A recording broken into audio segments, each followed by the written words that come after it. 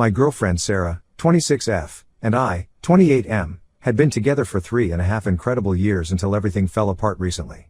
When I first met Sarah through a mutual friend at a local pub, she was still dealing with her dad walking out on her and her mom about 3 years before. Her dad, Rick, had just packed his bags one day without any explanation or goodbye, leaving Sarah and her mom Jenny to fend for themselves. Sarah was only 20 when Rick left.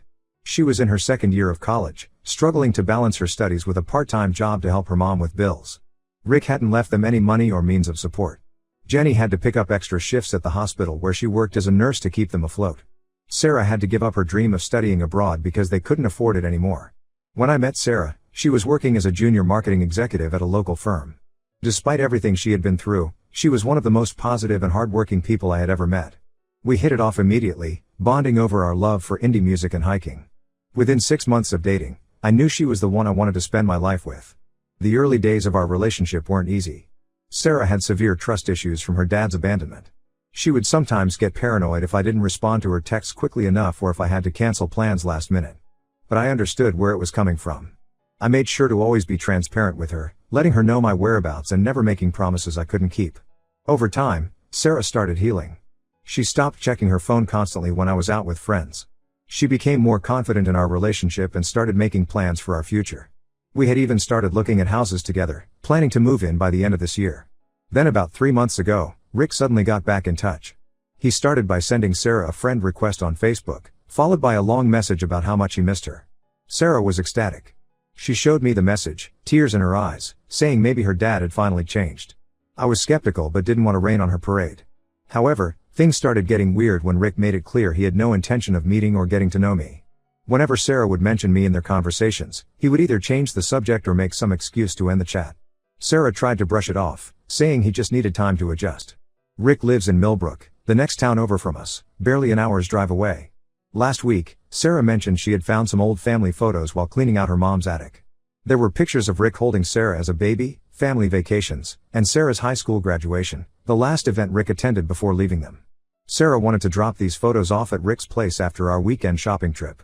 I agreed to go with her, even though I knew Rick wouldn't want to see me. When we got there, Sarah's car suddenly broke down. The engine made a weird noise and just wouldn't start. It was getting late, and we were stranded right outside Rick's house. Sarah called Rick, explaining our situation and asking if he could give us a ride back home. I'll never forget what happened next. Rick told Sarah he would give her a lift but made it very clear he wouldn't take me. Sarah seemed embarrassed but didn't stand up for me. I told Sarah we should just get a taxi together since I wasn't going to hang around being ignored by someone who abandoned his family and was now pretending to care. Sarah got defensive and said I was being too harsh on her dad. She said people deserve second chances and that I should understand how important this was for her. To my shock, Sarah said she was going to take the ride with Rick anyway. I asked her if she was serious about choosing to go with him over me.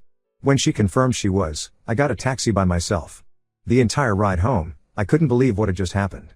Later that evening when I saw Sarah at home, I told her I needed to reconsider our relationship. I explained that I couldn't be with someone who would side with a person who walked out on them over someone who has actually been there for them consistently. I reminded her how I had supported her through everything, her promotion at work, her mom's surgery last year, even her brother's addiction issues. I was there when she needed someone to talk to at 3 a.m., when she was stressed about work, when she needed a shoulder to cry on. Where was Rick during all of this? Sarah dismissed my concerns, saying I was overreacting and being unfair by punishing her for wanting to spend time with her dad. She accused me of being jealous of her relationship with Rick. I couldn't believe what I was hearing. This wasn't about jealousy, it was about respect and loyalty. Jenny called me yesterday after hearing what happened. She was furious with Sarah. She told me something she had kept from Sarah all these years. Rick hadn't just abandoned them, he had been cheating on Jenny with a coworker for months before leaving. He had also drained their joint savings account before disappearing. Jenny had kept this from Sarah to protect her, not wanting to completely destroy her image of her father. I packed some clothes and went to stay with my brother. Sarah keeps calling and texting, saying we need to talk about this. But I don't see what there is to discuss. She made her choice pretty clear when she chose to go with Rick that day. My brother thinks I'm doing the right thing by standing up for myself. But our mutual friends are divided. Some say I'm being too harsh and should give Sarah space to figure things out with her dad. They say it's natural for her to want her father's approval. Others understand my position and agree that Sarah's behavior was disrespectful. Right now I just feel lost. I love Sarah but I don't know if I can get past this betrayal. The Sarah I knew would never have treated me like this. Am I overreacting? How would you handle this situation? Update 1. It's been 2 weeks since I moved out of our shared apartment and started staying with my brother. Sarah didn't stop trying to contact me. She called multiple times every day, left long voicemails, and sent numerous texts asking to meet and explain herself. After a week of ignoring her messages, I finally agreed to meet her at a coffee shop near my workplace. When I saw Sarah, she looked different. She seemed excited, but there was something off about her behavior. She started telling me about all the time she had been spending with Rick over the past 2 weeks. They had been meeting almost every day, going out for meals, and catching up on lost time. Then Sarah dropped the first bombshell. Rick had apparently told her his version of why he left. According to him, Jenny was extremely controlling and wouldn't let him live his life. He claimed Jenny would check his phone, monitor his bank accounts, and even track his location. Rick told Sarah he tried reaching out to her multiple times after leaving, but Jenny had blocked him everywhere and threatened to file harassment charges if he persisted. I sat there stunned, knowing how far this was from the truth. I told Sarah about my conversation with Jenny, how Rick had actually left them for his coworker Lisa. He had been seeing Lisa for months before leaving, and had even moved in with her right after abandoning Sarah and Jenny. Their relationship lasted about a year before Lisa left him for someone else. I mentioned how Jenny had proof, old text messages, emails, and even bank statements showing how Rick had emptied their accounts. Sarah's reaction shocked me. She got defensive and accused me of conspiring with Jenny to turn her against Rick.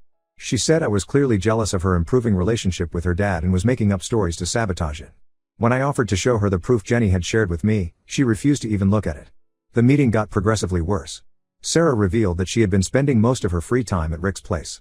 He had convinced her that her current job was beneath her potential and had promised to help her start her own business, something she had always dreamed about. Rick said he had connections in the restaurant industry and could help her open her own cafe. I reminded her how Rick had never followed through on any of his promises before. He hadn't paid a dime towards her college education, forcing Jenny to work double shifts to support Sarah. He had missed every important event in Sarah's life, her college graduation, her first job celebration, even when she won that marketing award last year. But Sarah dismissed all this, saying people change and deserve second chances. Then came the biggest shock. Sarah hesitantly admitted that Rick had introduced her to someone, his business partner's son, Mark. They had been texting for the past week. Rick thought Mark would be more suitable for Sarah than me, given their similar backgrounds in business. Sarah quickly added that nothing had happened between them, they were just getting to know each other as friends. I couldn't take it anymore. I got up and walked out of the coffee shop. Sarah ran after me, crying and promising to stop texting Mark. She said she would tell Rick to back off about her job and her relationship. But I couldn't unhear what she had said or unsee how quickly she had turned against me and Jenny. Later that evening, Jenny called me in tears. Sarah had confronted her about supposedly keeping Rick away all these years. She accused Jenny of manipulating both of us to hate Rick. Sarah had temporarily moved in with Rick and was barely speaking to Jenny anymore. Jenny blamed herself for not telling Sarah the complete truth about Rick's affairs earlier. She had thought she was protecting Sarah by keeping the uglier details of Rick's betrayal from her. Now she wondered if that had been a mistake, as it allowed Rick to create his own narrative. Our mutual friends are split on the situation. Emma, Sarah's best friend since college, thinks Sarah is being naive and falling for Rick's manipulation. She reminded me how Sarah had always wanted her dad's approval and Rick was using that desperation to control her. But others, like Mike and Claire, think I should be more understanding since Sarah never had a father figure in her life. I ended up blocking Sarah on everything except email, which I kept open in case we needed to discuss any shared responsibilities or belongings. I still can't wrap my head around how quickly everything changed. Just 2 weeks ago we were planning to buy a house together, talking about our future. Now she's living with the man who abandoned her, believing his lies over everyone who actually stood by her. My brother suggests I just focus on moving forward. He says Sarah needs to learn this lesson the hard way, that some people don't change and second chances need to be earned, not freely given. I hope he's wrong, for Sarah's sake. But looking at how easily Rick has manipulated her in just 2 weeks, I'm afraid Sarah might have to learn this the hard way. Update 2. Last week, Emma sent me a concerning email. She had been trying to keep an eye on Sarah since our meeting at the coffee shop. According to Emma, Sarah had not only moved in with Rick permanently but had also quit her job at the marketing firm. Rick had convinced her to invest all her savings, around $45,000 that she had been saving for our house, into opening a restaurant with him. Emma was especially worried because she had overheard Rick on the phone discussing taking out additional loans in Sarah's name. The conversation had seemed suspicious, with Rick telling someone how Sarah had excellent credit and could easily qualify for substantial loans. I forwarded Emma's email to Jenny immediately. Jenny tried warning Sarah about the risks of investing all her money with Rick, especially after what happened with their joint accounts years ago. But Sarah wouldn't listen. She accused Jenny of being bitter and trying to ruin her relationship with Rick again. She even blocked Jenny's number. 2 days ago, Jenny showed up at my brother's place where I'm staying. She was distraught. She had discovered something while going through old financial documents. When Rick left them 6 years ago, He hadn't just emptied their joint accounts. He had secretly taken out several loans in Jenny's name using her personal information. Jenny only found out when debt collectors started calling her after Rick disappeared. Jenny had spent years working extra shifts to pay off those loans while raising Sarah alone. She never told Sarah about this because she didn't want to burden her daughter with more pain. Now Jenny was terrified that Rick was planning to do the same thing to Sarah. Jenny had tried reaching out to Sarah's workplace, hoping to talk some sense into her during lunch break. That's when she discovered Sarah had already resigned. Her former colleagues told Jenny that Rick had been showing up at the office regularly over the past few weeks, insisting that Sarah quit because he had better opportunities lined up for her.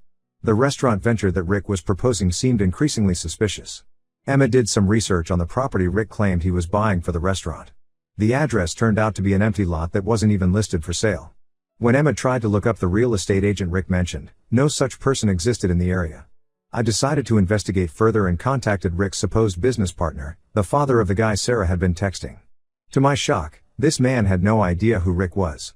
He wasn't anyone's business partner and his son Mark wasn't even in the country. He had been working in Australia for the past 2 years. The guy Sarah had been texting was actually Rick's friend pretending to be someone else. Rick had set up this elaborate scheme to make Sarah question her relationship with me while also gaining control over her finances.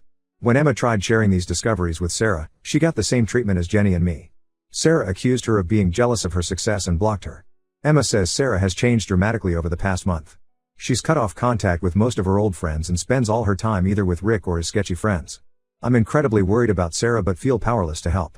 She's an adult making her own choices, even if those choices seem obviously destructive to everyone else. Jenny has consulted a lawyer about preventing Rick from taking out loans in Sarah's name, but legally there isn't much they can do since Sarah is willingly participating in everything. Sometimes I feel guilty, wondering if I should have handled things differently after the car incident. Maybe if I had been more understanding or patient, Sarah wouldn't have fallen so completely under Rick's influence. But then I remember how quickly she turned against me and Jenny, believing Rick's obvious lies without any proof or questioning. Our mutual friends are still divided on the situation. Some suggest I try talking to Sarah one last time before Rick potentially ruins her life. Others think Sarah needs to learn this lesson the hard way.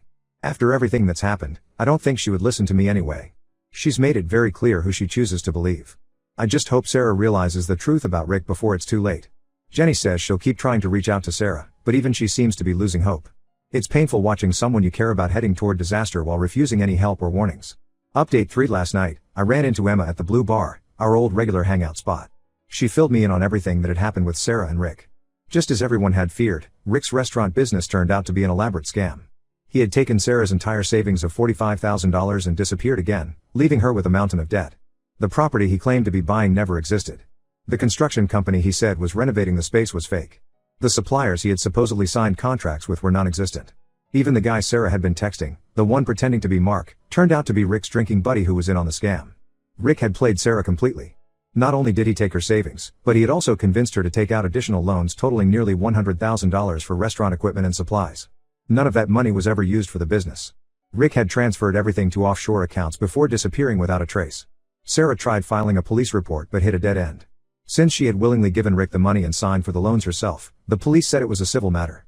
They suggested she hire a lawyer, but Sarah could barely afford groceries now, let alone legal fees. She's back living with Jenny, trying to piece her life back together. She had to declare bankruptcy because of the massive debt Rick had helped her accumulate. Her credit is ruined, she lost her apartment, and she's struggling to find a job because many companies in our field do background checks that include credit history. Emma mentioned that Sarah had tried reaching out to me multiple times but couldn't since I had blocked her everywhere except email. She wanted to apologize for not believing me and Jenny, for throwing away our relationship for someone who just wanted to use her. But honestly, I'm glad I didn't get those messages. I'm in a much better place now and don't want to revisit that painful chapter of my life. Jenny called me last week. She was worried about Sarah's mental state after everything that happened. Sarah had fallen into a deep depression, barely eating or leaving her room. Jenny asked if I would consider talking to Sarah, saying Sarah deeply regretted choosing Rick over me and Jenny. I politely declined. The way Sarah had turned on us so quickly, believing Rick's obvious lies without any proof, showed me her true character. I've started dating someone new. Catherine is completely different from Sarah, she's independent, has a great relationship with her family, and most importantly, she trusts my judgment. Looking back, I'm grateful I walked away when I did. If I had stayed, I might have gotten dragged into Rick's mess too. Last month, Sarah sent me an email apologizing for everything. She admitted she had been naive and stupid to trust Rick over the people who truly cared about her. She asked if we could try again, promising things would be different this time. I didn't reply. Some bridges, once burned, can't be rebuilt. I wish Sarah well and hope she learns from this experience. But I've moved on with my life. My relationship with Catherine is going great, and we're talking about moving in together. My business is doing well, and I'm finally at peace with everything that happened. Sometimes the best thing you can do is walk away from toxic situations, even if it means leaving behind people you once loved. The whole experience taught me that trust, once broken, is very difficult to repair. This will be my final update on this situation. Thanks to everyone who supported me through this. Life is much better now and I plan to keep it that way.